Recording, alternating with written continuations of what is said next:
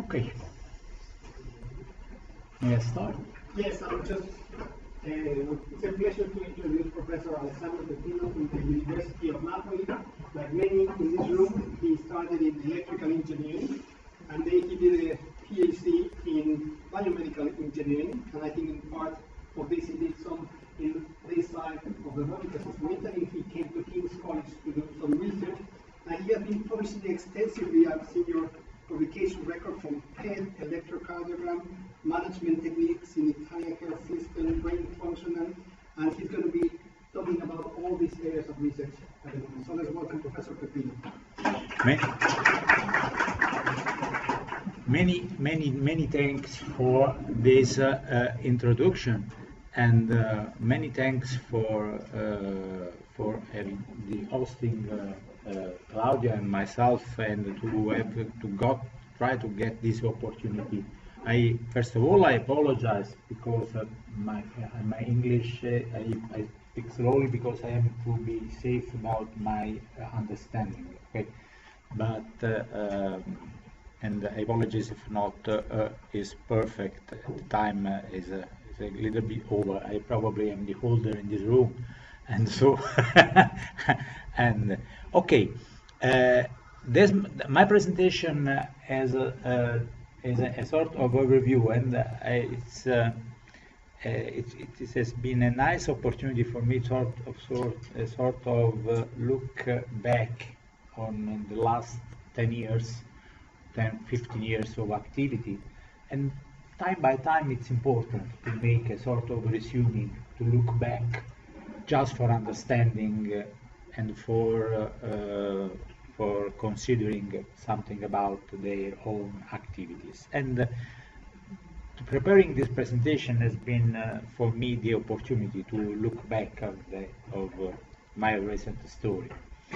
I started as electronic engineering, but because I got a degree in 1982, and soon after I got, after 4 years, my PhD on biomedical engineering. And that time in Italy, that was the first cycle of the PhD courses. So I am one of the first Italian PhD by engineering, and then so my career was all oriented about biomedical engineering. But, and I want to stress this point because it's important for understanding what I'll present you, with my personal view, that is more is oriented to real practical application, not oriented to theoretical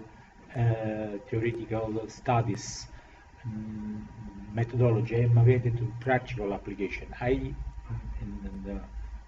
fact, I spent many years from the 2000 up to 2011 working also into a hospital, and I had my students in the hospital, and I was consultant also for big health companies in my region. So I wanted to stress this thing because my view is really most very practical. Now I'll talk about first about the activity that I spent from the 2000 concerning a special center that we have in our university that is a special attention for people with disabilities, for supporting people with disabilities. Then I shortly talk about a cooperation activity concerning gait analysis. Gait analysis I am personally feeling because it was my research activity when I was in the UK here, and in 1985, many years ago, and I worked on a gait analysis laboratory at the King's College Medical School in Dulwich Hospital. I don't know if somebody remembers Professor Colby Roberts, that was the head of the department at that time. I hope that is still alive, but many years now spent at that time. But I talk about because this is an opportunity of cooperation. If somebody will visit us and will spend time in lab laboratory now, we have this laboratory in our university, and we can host and we can have joint experience. Then I talk about my experience concerning e-health. And so we talk about my experience in the hospital and my recent activity concerning the use of simulation for supporting the health organization in the process improvement.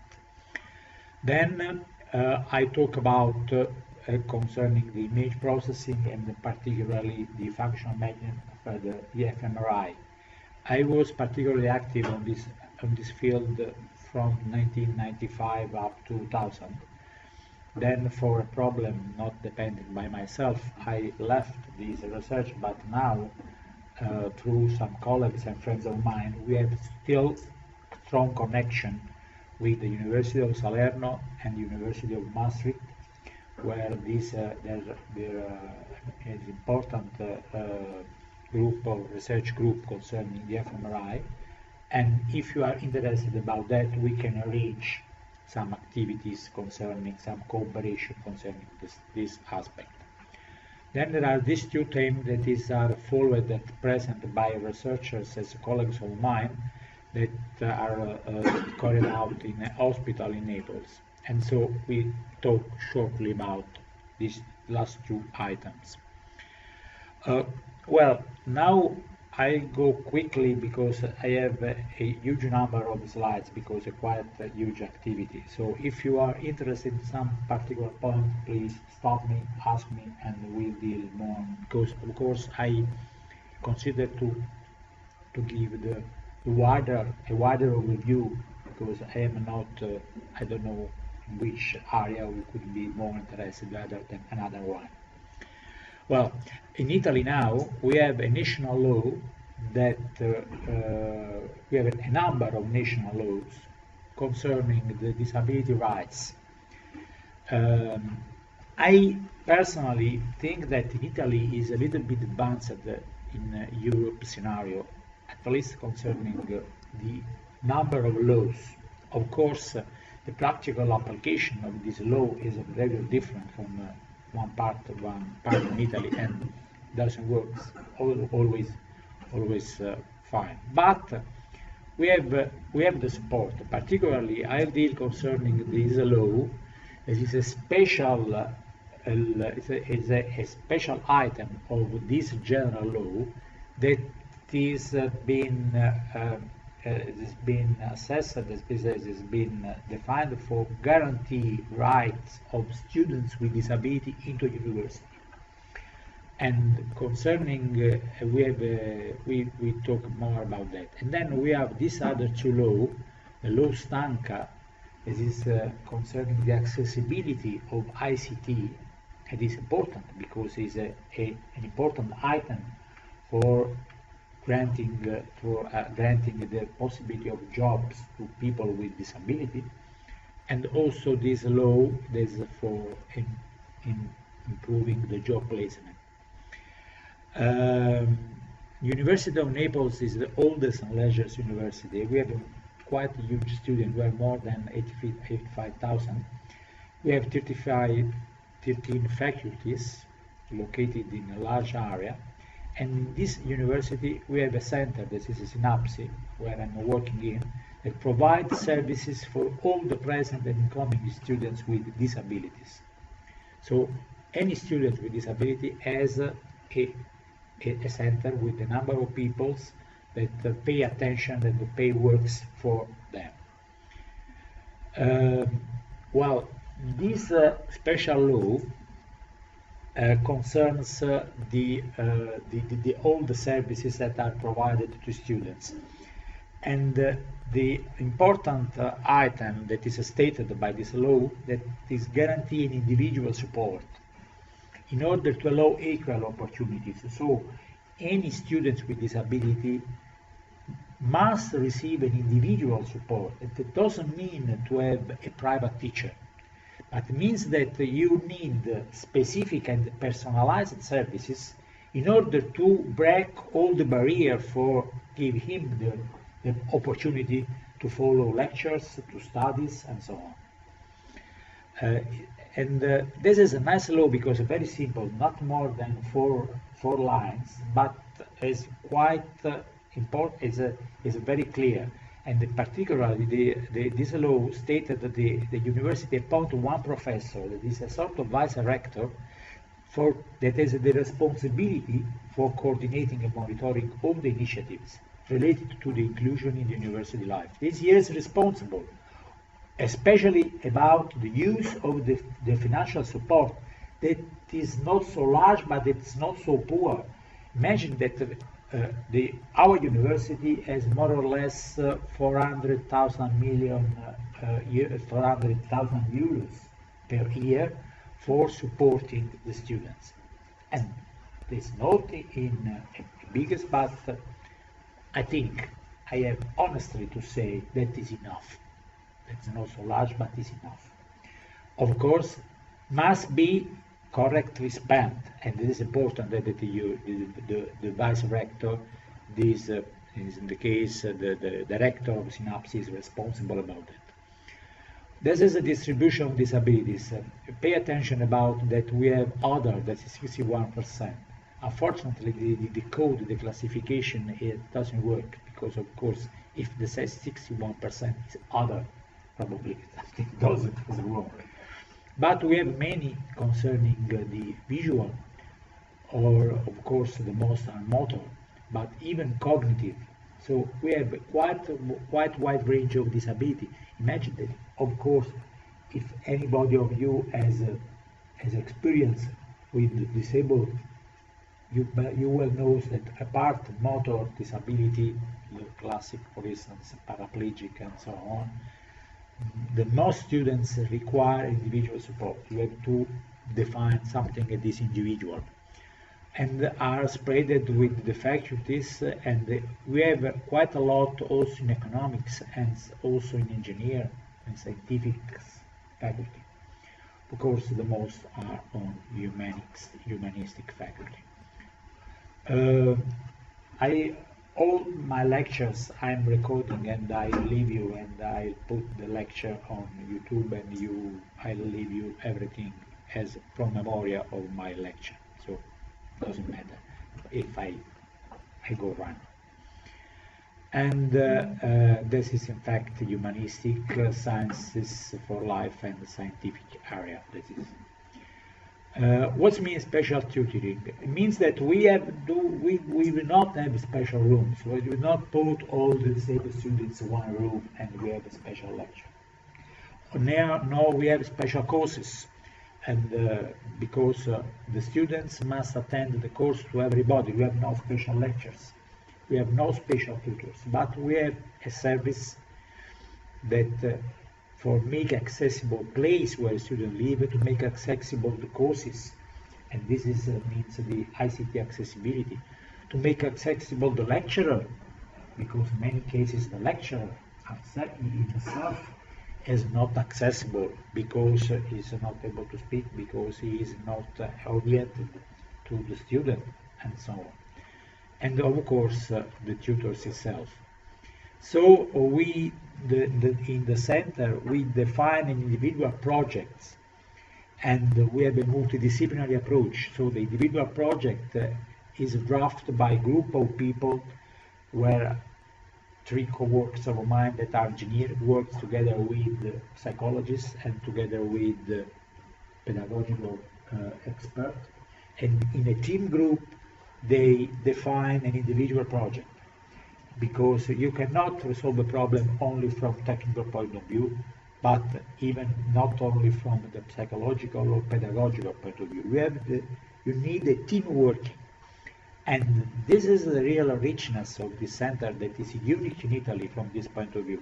No other centers in Italy has the ability in these 15 years, because we started in 2000 up to now, and we're still working, and we are happy to work together, to people that so different, so different cultural, different knowledge, to work together in order to define individual project. That is the main item. And finally, also the student participation, because when we have defined individual project, the student must be aware about the project we defined by himself. He has to sign the project. He has to keep responsibility about that. And in the project, we of course define all the activities, even the solution that we bring for himself. So that's more or less the general idea. So the student, the workflow is a student asks for the office, a special office that we have for the student to take. Then we have the staff working in order to define the individual project. Then we make active the project through a group of volunteers. In Italy, we have a special project that's supported by the central government in order to pay young people that provide their activities with not a sort of reimbursement at more or less £350 per year, per month, where these volunteers work in this center, in Synapse, in order to help the Synapse Center to provide service to students. For instance, they stay with the students in order to go with him in the lecture. They help the students to keep notes during the lecture, or if you need to make video recording, so for providing a lecture and so on. This is a huge activity that's provided by these volunteers that are paid by the central government. Of course, in order to get this opportunity, we have to present a project and so on. And of course, the project is shared with the department. This is the organizational structure, is a director, a council, and these three areas is a technological, psychological, and pedagogical area where professional works in order to coordinate the activity of the volunteer. So more or less now the manpower that works professor part-time, psychologist full-time, 2 bioengineer, 2 ICT technician, 2 pedagogists, and 40 civil volunteers. There's a huge quantity, huge number of persons that has increasing, improving every year. Now we are more or less paid under different schemes and so on. More or less we are more than 100 people that works concerning these services in this center. And I think it's quite nice. You can get some information at the website. This is synapse.nina.it. Okay, and these are the number of services that are provided through the specialized, the integrated personalized project, and so on. For instance, we provide assistive technologies for brain disabilities. We define the workstation or provide consultation to students or to teachers or everywhere needs support in order to facilitate the student works. Just as a result, this we starting in 2000, and the enrolled students, so the students that register every year, the new students with disability, were 86. Now we are more or less an average of more than 300 students every year starts. Of course, not all these disabled students are, I see, severe disabled. Most, fortunately, have light disabilities, but important is that the gen, because this is the classification is provided by the law. It's as an indicator that by the population of the students with disability, there is the awareness that somebody in the university take care about them, and this is an important outcome. This is the same trend for registered students. This is presently we have now 1,000, probably now are 1,800 students with disability. Of course, not all of them have a personalized project. Probably we have more or less 150, 200 personalized projects, because the most they profit about the accessibility of the university overall. and this is a trend. The trend is important.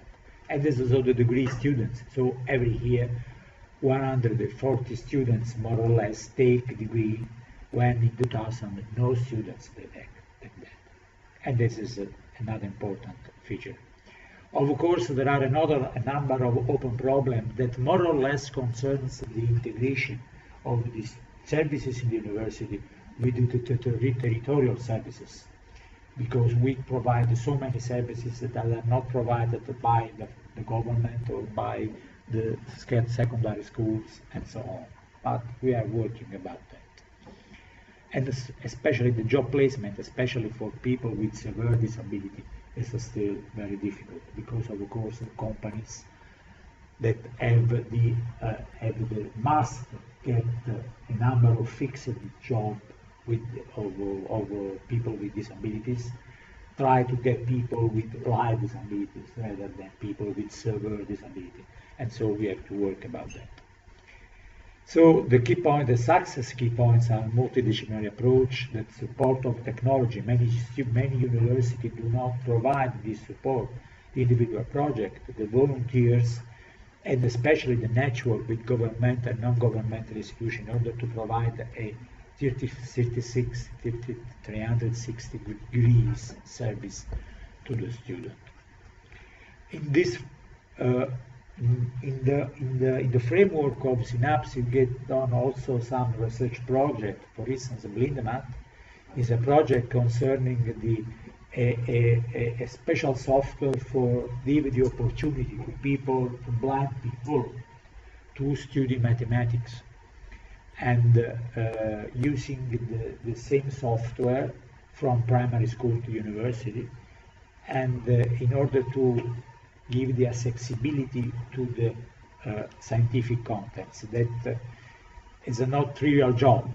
Imagine, especially concerning the formulas. More or less, blind people are not usually able to read formulas. And the software more or less use the integration with tech and this interface with screen reader, that is a special software in order to provide an interface between the computers and vocal synthesizer or braille displays, in order to provide the possibility to translate the software more or less translate the formula that is a two-dimension item in a one-dimension item that can be displayed on the braille or can be told by vocal synthesizer. This is, of course, requires some computation, some elaboration that is made by the software. If you are interested about that, of course, it's provided free of charge. It will provide support anyway. We did also a version in English, and we had also some cooperation with some university in UK concerning this matter. In other activities, we worked about the sort of monitoring in order to inform the students. We have a website where students are informed about the accessibility, the physical accessibility of the different structure. You have to know if to go into a room you find the stairs, or you find the door that is too narrow, or you don't find the elevators. This problem is quite huge in Naples because we have an historical area and we have a number of barriers, and we have this service that provide information about the barriers that are present or not. Of course, about that we provide, we have all the information in the presentation. We can provide you more detail. Here's some information. You know what about gait analysis? Something about, okay, this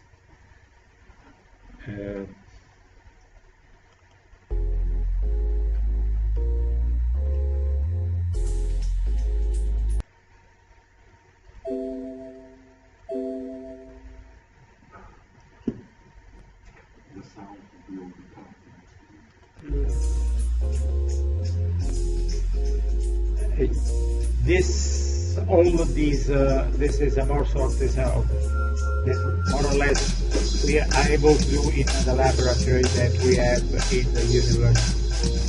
So the kinematic analysis or EMG analysis, that is the recording of electrical activity of the muscle. Also the analysis through accelerometers. We have all these opportunities in the lab laboratories that we have in our university. And if you are interested about that, we can arrange a project. In particular, now we are starting a project concerning the possibility to train people with disabilities to make rowing. Now this is we are arranging a cooperation with a number of people that are interested about that, and we are trying to integrate the information from a stereophotogrammetry to information to accelerometer. This is a new activity that we are doing. Of course, now the setting, typical setting concerning ECG, MEG, volume, respiratory volume, and so on. This is more or less. Okay. Now I do like, this is an activity that I carried out in a hospital in Naples from the 2000 up to 2011. When in all this year in the Monaldi hospital, I was responsible for ICT. When I started, the hospital more or less had no network and has more or less 100 computers for administrative purposes.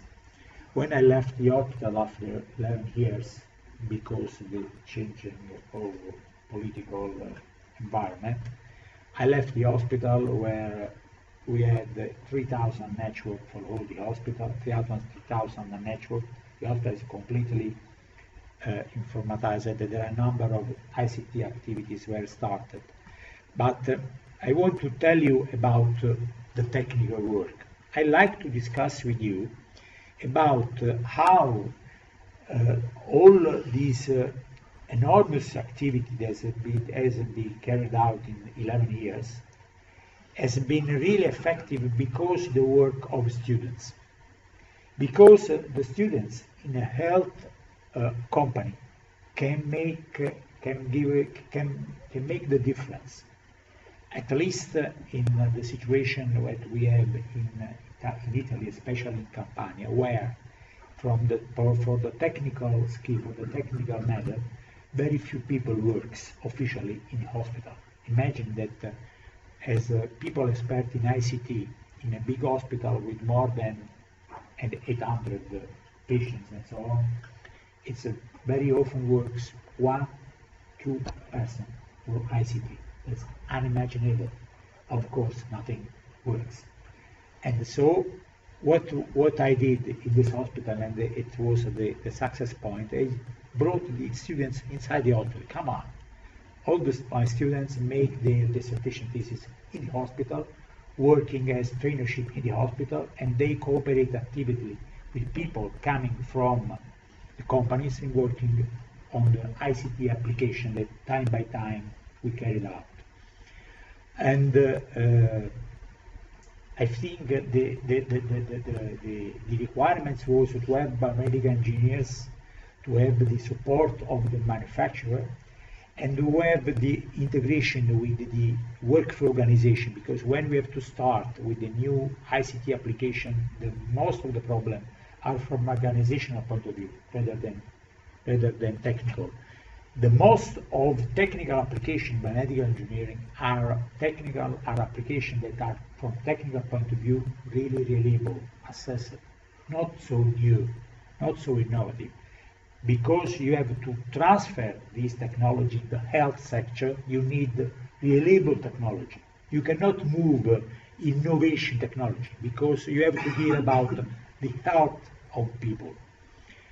And the basic idea is when we start with a new environment, a new infrastructure, and so on. We started in 2001. I arranged the basic ICT training for more or less 600 people with the short courses, 1 week, in order to train people about the basic of ICT. Then we start with the application. And then we continue with the training application that is not short-term training. In many cases, in the most of cases, in Italy, still, when you start a new ICT application, we have the short courses for training people, 1 week, 2 weeks, no more. After that, the company go away, sign a sort of verification, get money, and bye-bye. When the training on ICT requires long-term training, where users are accompanied, are bridged to the new organization activity, new application. And it is not enough 1 week. It doesn't take 1 year, but at least a few months you need about that. If you want really to start in a reliable way. And in this, as about this phase, where long-term training, it's important to have the on-site technical support.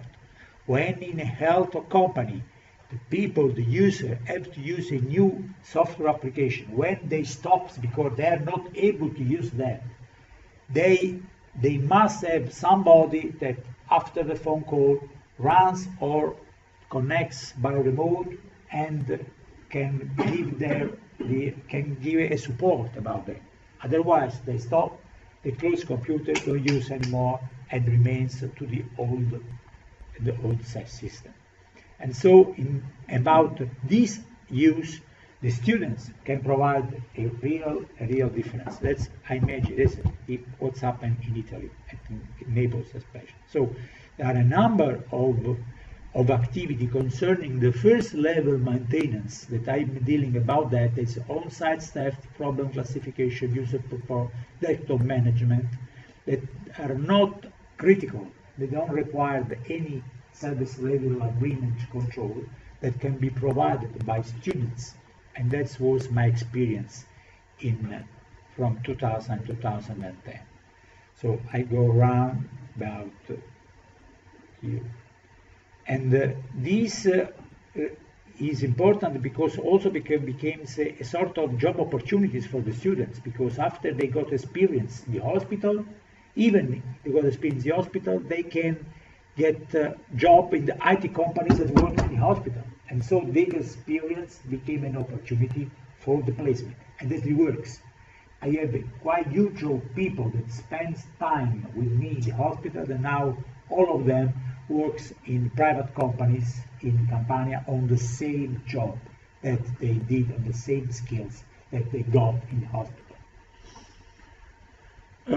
So it's important to a stage training project where to use a stage training project that this take at least 8 months. We have 2 different features of the stage. One long, the stage this is to take at least 8 months if there is before the degree, or 6 months if after the degree. But it takes at least these 6 months, because otherwise it doesn't work. Otherwise, nobody, not tutors, invest time with them. Okay. Now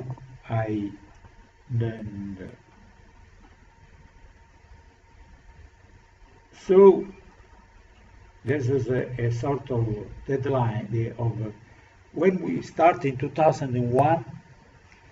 Then in 2002 we start up the imaging system. 2003 we started the information system concerning the surgical area, and in 2004 we started the PACS information system, and we eliminated all the traditional field for radiography. And in the 2005 we started the regional outpatient information system. 2006, 2008 we started the HR in the hospital. That's when I finished. That was the situation when we replaced for all the images the information system, and we really got a steady state situation for all this application. And this was the stuff at that time where this is internal stuff. This was 4 people, and this was the stuff that we provided through the students and so on, because 6 units started with as a traineeship and got contract with the companies in order to provide service inside the university. So more or less we have 12 people. Okay, that's now what I realized in all these years. You have some questions? No? Carry on? Okay. What I realized in all this year that the most of problem concerning the use of ICT in the health companies concerns more the organization, the workflow, rather than the application. Because the difficulty was that the traditional organization, the old organizational problem, the organizational structure, doesn't match what is the ICT requirements, and takes. And in many cases, the trouble is that many companies try to design the information system to match the organization, the old organizational scheme. That is a biggest mistake that anything can do. But the many companies does, because in order to, say, to get money, to match the requirements, it try to define a sort of tailored ICT system. But it doesn't work, because you try to design on a wrong organizational scheme an ICT system, because in the most cases the organizational workflow is carried on by the ear, because a number of use, about a number of, something that it works because it works for paper-based workflow. But it doesn't work if the workflow must be rigorous and must be measurable, much measurable, because it's ICT-based.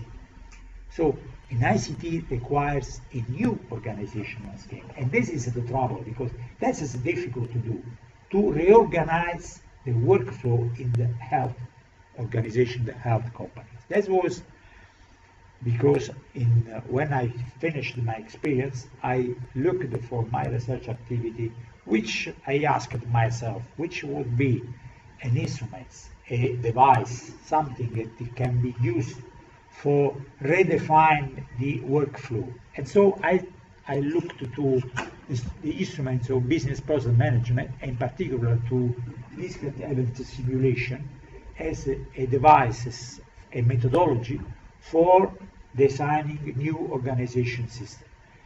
And this is the hypothesis that you, of course, if you wish to improve, to have to re-engineer the process. But to re-engineer the process is quite difficult, because when you re-engineer the process, it means to change how people works, change what people have to do day by day. And who can be safe about that, if it works or not? How to check it? You have to wait that people change their work in order to check if it works or not. And so it's difficult to convince an administrator about changing how people works. And so it can be this is an overview concerning the health system in Campania. In all these companies, we have the same critical point. We have a lack of information from the peripheral to regional administration. We have difficulty to measure the process. And we have few we have a lack. In order to have too much people probably that they need, we have a low efficiency in manpower use. And so is a general problems that to have to reorganize, and we have a general lack of efficiency indicators. So the trouble is how to know before that I make the organizational change, to know if this change works or not.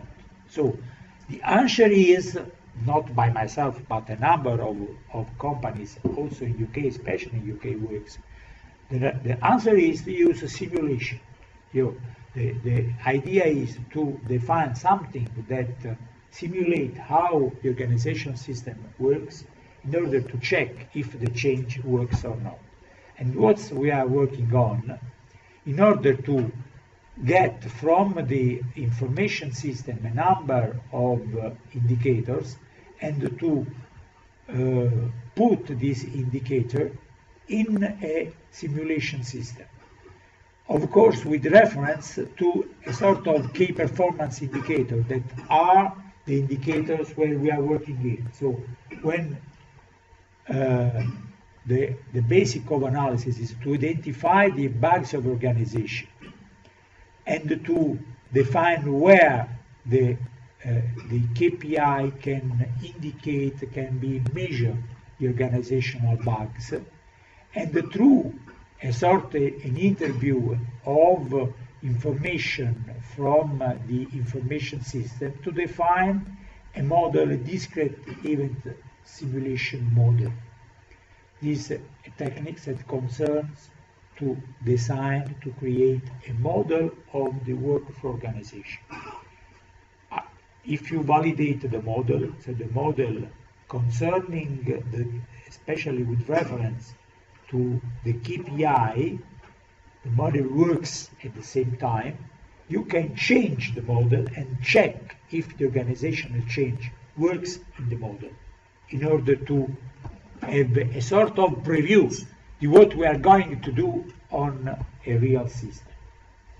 That's all the things that I'm talking about, of course, are in an iterative way, because you have to make the model and check it with the personnel to define the model and so on. The main, more or less, the workflow is, as we say, the interview, to draft the model, check the indicator, share the model, make a review, and so on, up to find the model that works in the best way. And so the discrete event simulation can be a sort of basic toolbox for measure the process without work on the process. This is important because working on the process is very difficult. Is quite time consuming. If you have something that is able to give you an indication before it works on the real system, it's quite useful. This is the basic idea, I said. I found a real great interest from administrators that work in health companies about this approach. Especially because, as in Italy, we have the information system in the health companies does not provide so much indication about how the organization system works. The opportunity to get something that gives you a sort of, also a rough idea, but at least it's a rough idea how the system is working is important. We are working so much with a UK company, as a simulator. I don't know if somebody of you knows. And this software is quite effective concerning the opportunity about the designing of simulation. And why simulate? There are a number of software that goes as Arena or Simio or something like that. But simulate is easy to share, because the most of this software have been designed for logistics or for manufacturing and so on, and then they have been applied in health sector. But in health sector is something that is specific. It's important in health sector to share the all the activities with administrators, with medical doctors, with nurses, because what the biomedical engineer does, what I usually teach to my students, and they well know. I always say that the most challenge for you is to train, to learn, to discuss with medical doctors, to share your knowledge with medical doctors. It is not an easy job, because you have to get their language and you have to teach them to understand a technical language. Also as a sort of mental schemes that are so different. In many cases, we talk about technical item with doctor. Doctor says understand, but he have not understood yet, because they are not accustomed to discuss and the mental schemes are completely different. And simulate is easy to share, and it's important to share the model in order to make it reliable about their compliance with the real situation.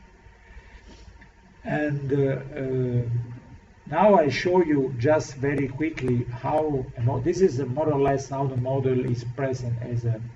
This is a. I will show you now a quick video. Now this is the start point.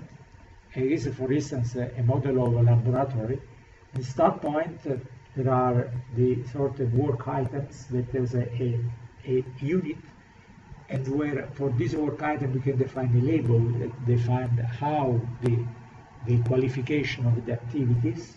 We have the activities and the queues where the work items are stored before making an activities. Of course, we would discuss so much more about the simulation, but just for showing how it works, okay? And these balls concerns each work item that goes through the activity. The nice thing that you can measure how much activity is carried out in real time. So during the model works, you can check how many work items are processed, how much time has been spent by resources, or how long it takes to make all the job that you require. And this is a working model. It's not. This is more or less similar to, for instance, UML schemes, but UML is static. That works, and you can check if the resources has worked, how much has worked, how much time has been remained blocked. You can define the sub process for part of the process that are clear about that, and so on. And after, at the end, you got, this is the resource that can be human and machines. And at the end points, at the end, the results where you can define all the outcomes concerning single indicators inside the project. Not, for instance, all the work, not auto, but even specific KPI that you can define inside the project. Well, that's my current research activity. I'm working about that, and we have an active cooperation with Simulate, and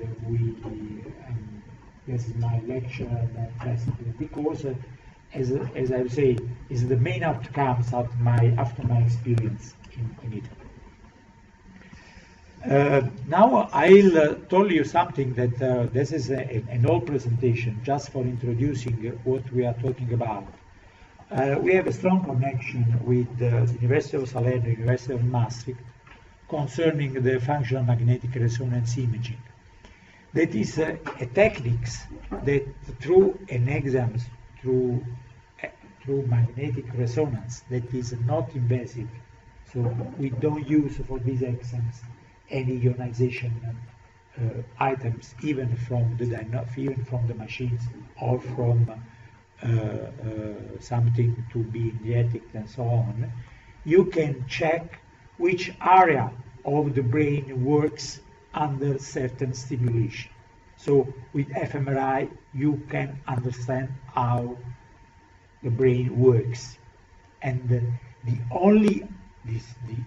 other activity that can provide the same contents are the same outcomes are the PET, for instance, but is invasive because there is a radiation substance, let's say, must be injected.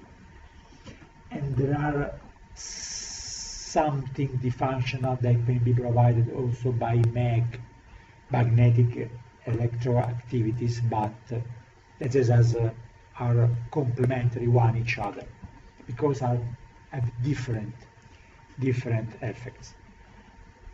In this presentation, we made an experiment. Imagine that this presentation is more or less 1997, many years ago. But we worked since that time on fMRI. Now things are going much ahead. Now there are a possibility. There's a more didactic. Imagine that now we can make also complex activation because to stimulate a brain is not a simple job. Because you can stimulate, for instance, by a sound or by a flash, but you can stimulate also by a cognitive stimulation, for instance, showing an image or showing an experience. And it's interesting to measure how brain works also with very complex stimulation. The more or less the idea. This is of course the basic needs. This is a report. This is an old slides because at that time we used the 1.5 Tesla magnetic resonance. Now the experiments or fMRI require at least 3 Tesla, but it would be better to have a 7 Tesla because much higher is the basic field. Much is the quality and the resolution of the outcomes of this examination. However, the basic idea is to make a sort of, average of, we make a number of simulation and we have a number of recordings made by or with simulation and without simulation, with simulation and without simulation. And you make a sort of average after the experiments in order to get to improve the above all signals to noise ratio. Now I'm making it very simple. It's not so simple. The computational requirements is very high, and there are a number of items concerning the processing of image that is quite huge. But more or less, this is what we're discussing about. And about this matter, there are colleagues of mine that are much more expert than myself. And so, after this recording, the only trouble is that these experiments are a little bit time consuming. And fMRI experiments could take also more than an hour. This means that is of course expensive, and of course it take people is tiring, and you have to take in account that people get tired about that. But there are a huge experience, a huge literature about that. So it's a very wide, very interesting field of application. All the students that worked with me on this field are now associate or full professor. Elia Formisano is a full professor at the Faculty of Maastricht. He was a student of mine about this matter. Fabrizio Esposito is associate professor at the University of Salerno about this research study. Was a student of Elia and so on. And is a quite productive field of interest. That you receive an activation map that looks like more or less this one, but could be better. And of course, The basic is to display this activation, also to register this activation in anatomic file. Usually, when you make an fMRI experiment, you have to make a functional experiment and an anatomical experiment in order to register one each other and to display in a 3D in order to localize exactly where the activation is. And now I show you some short display how this registration can be done. This is one, for instance, where you can navigate slice by slice. After that, you can get the activation and the level, or a 3D shaded displays where the 3D reconstruction is reported in such a way where the activation is inside the specific point, and there's another possibility to display that. Okay. Finally, these are two other research that are carried out by colleagues of mine, where is working now, so this is actively now, also using by MRI, but concerning how the recording or how the MRI is able to reveal the absorption of a certain substance, is able to provide information concerning the aggressiveness of the tumor. This is a research carried out in the Tumor Institute at in Naples. Then we have another research that concerns how to use ECG for a sort of identification of people, because ECG has there is a possibility, because ECG is a single for each people, you can use as a sort of biometric information. And there are a number of computations to do about that. And in all these activities, Professor Sansone is expert and can be provide a reference. Well, after this very quick overview, and it was very clever, that take just 1 hour without looking at the phone not too many times. What would be the collaboration opportunities? Concerning the disability, the rehabilitation engineer, where we look at the interface of the synapse center, we can arrange the sort of concerted action programs if you are interested about that. Of course, teaching mobility, because if you wish to have some of us here and the vice versa, if somebody wants to talk about this activity at the synapse. And also trainership for some students who want to spend some time for trainership in synapse is interested. Any type of students, not also, of course, I'm talking with the engineering, but also students who comes from other faculties, for instance, psychologists and pedagogists and so on. More or less the same opportunities also for LAM laboratory, because we have this collaboration. If you are interested about that, we can support students for make their thesis in LAM laboratory, or make teaching somebody from you any case. For concerning the health and BPM, we could provide also this opportunity that we have to arrange about that, because not so easy, because in the first two items we are working at my home. It's easier.